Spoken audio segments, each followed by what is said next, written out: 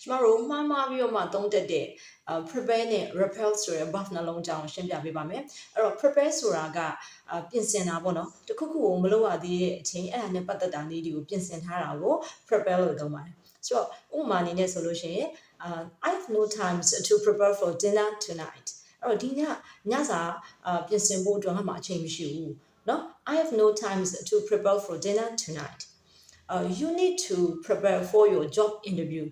so မင်းရဲ့အလုပ် interview အတွက်မင်းပြင်ဆင်ဖို့လိုတယ်เนาะ you need to prepare for your job interview เนาะအဲ့ဆိုလို့ရှိရင်ညစာကိုချက်ပြုတ်ပြင်ဆင်တာမျိုး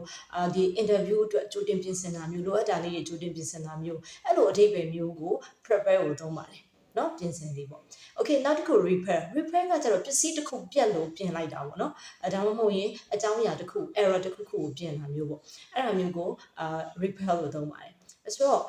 you should repair your laptop မင်း laptop ကိုမင်းပြင်သင့်တယ်เนาะ Windows ကခဏကြာနေတယ်မင်း laptop ပြင်သင့်တယ် you should repair your laptop I have to repair my phone tomorrow so ငါဖုန်းကမနေ့ပြန်သွားပြင်အောင်မယ် I have to repair my phone tomorrow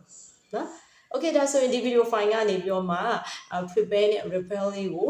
ရှင်းရှင်းလင်းလင်းနားလည်သွားမယ်လို့ထင်ပါတယ်ဗီဒီယိုအခုလိုကြည့်ပြီးတဲ့အတွက်ကျေးဇူးတင်ပါတယ်အင်္ဂလိပ်စကားကိုအခြေခံကနေကျွမ်းကျွမ်းကျင်ကျင်ပြောနိုင်တဲ့အထိသင်ယူတက်မြောက်ချင်နေဆိုရင်ကျမရဲ့ Brilliant Future English စာသင်တန်းမှာရှိတဲ့ Basic English Speaking Course ကိုသင်ယူလို့ရပါတယ်